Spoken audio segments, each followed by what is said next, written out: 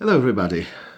We're playing old school Magic, and when we play old school Magic, some people complain that this is not exactly the same experience as the one they were having in 93, 94. And this is obviously true because there are many things that you cannot take back, and there are of course some people who play, let's say, Alpha 40, and they're focused on the strict following of these rules, but today I'm going to talk about three cards that play a little bit differently than what they were playing like back in 93, 94. The first of these cards is Illusionary Mask.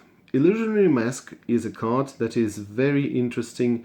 It has a lot of fun and interesting combinations in it. Creates very funny board states. For instance, I remember as I stole one of the creatures from my opponent. This creature was played under Illusionary Mask, and then he activated its ability. It was the ability of If Bifefrit, and I didn't even realize what this card was, and that he could still activate my If Bifefrit, and I didn't know that it was an If Bifefrit. So there are a lot of different interesting things, but sadly today this card plays a little bit differently, and this is connected with the Morph ability.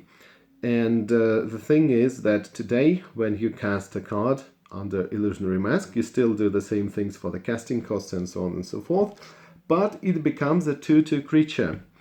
And it can create some interesting board states. For instance, you can cast, let us say, maybe a Kobold for 0, and it will be a 2/2 colorless creature, a Morph that is turned face up, as long as there is some kind of interaction with it. But, you know, it takes away some of the interesting ideas, such as you having more information than your opponent and some effects that are working, but your opponent doesn't understand why they're working. So, you know, of course, I understand why it was done, to prevent some misunderstanding and fix something, but this is a part of the beauty of this card that is taking away from it. Another card, and I'm not going to go into debate because this is very controversial. Mishra's Factory, right?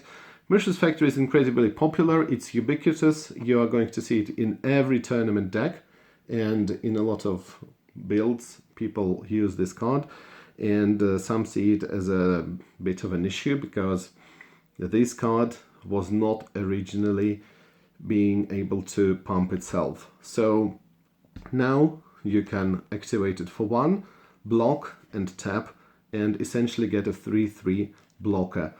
And the problem that some people have with it is that it really stops some weenie archetypes. It stops some small creatures, 1/1 creatures, 2/2 creatures. You know, even 3/3 creature can easily be traded for Mishra's Factory that is accessible to every color, and doesn't cost really anything to cast, and 1 mana per turn. It's not really usually a problem.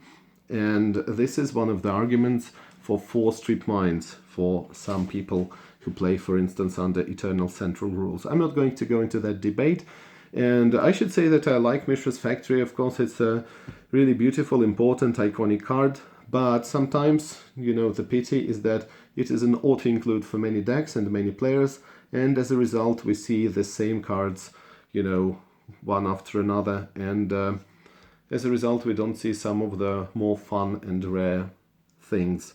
And also because it makes some small weenie card archetypes more difficult to play.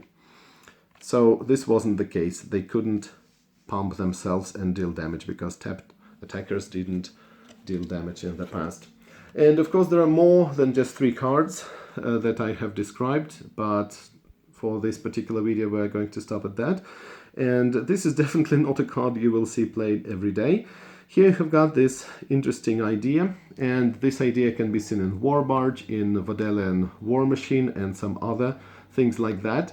When your creature rides something or is inside of some kind of a machine, the idea is that if that machine or this vehicle is destroyed, then so the creature is also destroyed.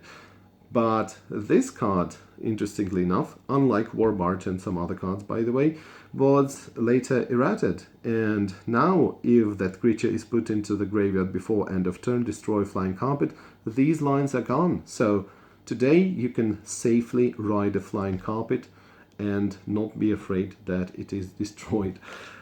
Which takes a little bit of the flavor away, but then again, it's not a really powerful card, and it's not that everybody has been abusing it, so there is that. And of course, you know, you can never truly go back to the nostalgic feelings of 93, 94, because you cannot really have that limited card pool, and you know, things are different, but in my opinion, old school is still able to recreate the same excitement, maybe to some lesser extent, but still, and we are able to revisit the game just like when we were younger.